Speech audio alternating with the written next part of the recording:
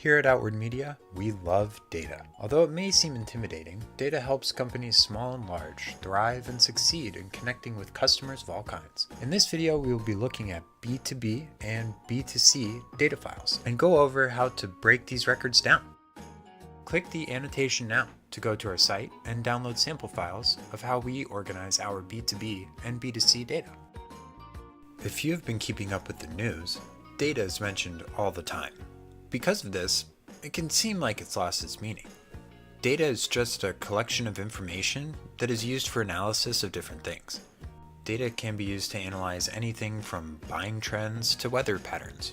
We will be focusing on two types of data sets, B2B records and B2C records. B2B data has a particular set of data points known as firmographics. Firmographics are generally comprised of several pieces of data. These data points are generally the foundation of any B2B list, and some files may contain additional information. The basics are name, email, job title, level, function or department, company name, revenue, number of employees, industry, city, state, zip code, and country. With all of these data points in B2B records, you are able to search for very specific records within your file. For example, if you wanted to send an email to CEOs in companies with 250 or more employees in the state of California, you'd be able to find those records by searching your list or, in industry terms, running a query. You would then be able to send these specific people emails or contact them in any number of ways. You can develop specialized messaging to make sure that you are making the biggest impact possible with your campaigns. Moving to the consumer side, B2C data has a different set of data points than B2B data. B2C data points are called demographics. These are a few examples of very common demographic information that you would find on a B2C list. Name, age, email, gender, occupation, income, education level, address, state, zip code, and country. Just like in the B2B records, you are able to use the different information to find your perfect target. For example, you can find people in a specific area, making a specific income, and in a certain age range. Once you narrow down your results, you can use that appended list to send an email campaign out to get these people to learn all about your product or service, or even send them a coupon to get them motivated to purchase. Now that you know all about what goes into a record, it's time to discuss how to get them. There are two main ways to go about building a list. These are collecting data and sourcing data.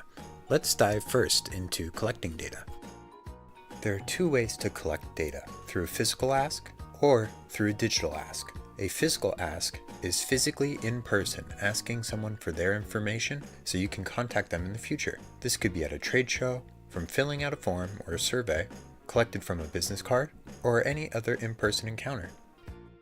The digital ask can be from a social media platform, websites, online forms, quizzes or tests, QR codes, and through many other online means. Collecting data is fantastic for building a relationship with your customer. As a result of them interacting with your brand, they are familiar with you and will likely be more receptive to communications from you. However, collecting data can be very time-consuming and may not yield many results. For large amounts of information, it's a good idea to consider sourcing your data.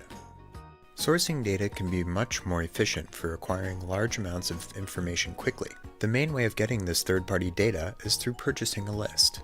There are countless online resources for purchasing information, so be sure the vendor you use is reputable. Third-party data could also be purchased from a competitor in your industry or another company that has close demographics or firmographics to your target. We know that this is a lot of information, so be sure to check out our sample files for your reference. As you build your database, follow these general outlines for your B2B or B2C files to get the most out of the data you collect.